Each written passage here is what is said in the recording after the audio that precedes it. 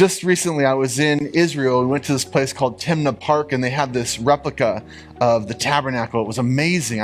I knew the story, and I've read about the Tabernacle, but there was something about walking in it, and actually the distances and all of it was exact. And while I was in it, I was remembering what this was.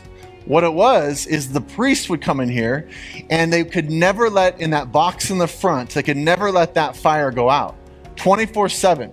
So what would happen is that first they would come in and they were clearing the ashes out from below while keeping the fire stoked on top. And then they would bring in this first yearling male lamb in the morning, and they would give it to God, and they had these things that they would say, and then they would pour out their drink offering, and then they would do a cereal offering. Yeah, they would take Lucky Charms and dump it all over the top. Is that too far? No, it was wheaten cakes cooked on a griddle. There really was a cereal offering. And so then they would go inside that temple, or not temple, the inner holy of, well, they couldn't go to the Holy of Holies, but they went to the outer of the Holy of Holies, and they would trim all the lamps, and they would have a special oil for that.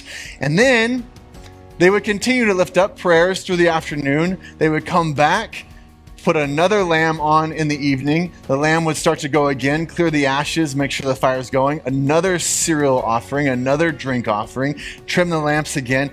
It was constant. There were 8,000 Levites just in charge of this.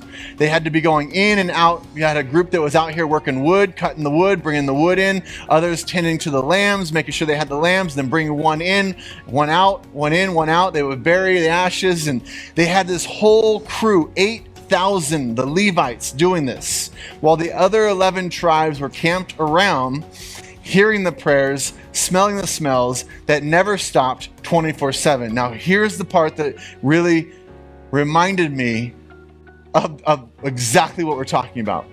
This was all happening for 40 years while they wandered the desert aimlessly, waiting to go into the promised land. Talk about an unanswered prayer. They're looking over at this 8,000 crew, making sure that the right prayers and the right lambs and the right cereal and the right drinks are going up to God, that the lamps are where they are. Some of them had this one chance, and they would go into the Holy of Holies. All of that is happening for 40 years while they wandered around going, when do we actually go into the promised land? 40 years. Let it sink in, of an unanswered prayer. An entire nation of people going, we have all that going on, and yet we're still wandering. You understand what that's really saying? That there was something that still had to happen. There was some part of the story that they didn't understand. And yet there they are, continuing on faithfully, never letting that fire go out, never stopping with these burned sacrifices, never stopping what God told them to do. And then Zechariah's name, his name means God remembers.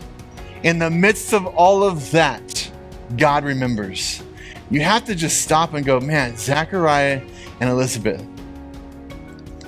they stayed faithful through all of that. And he does finally remember, but after they thought it was too late.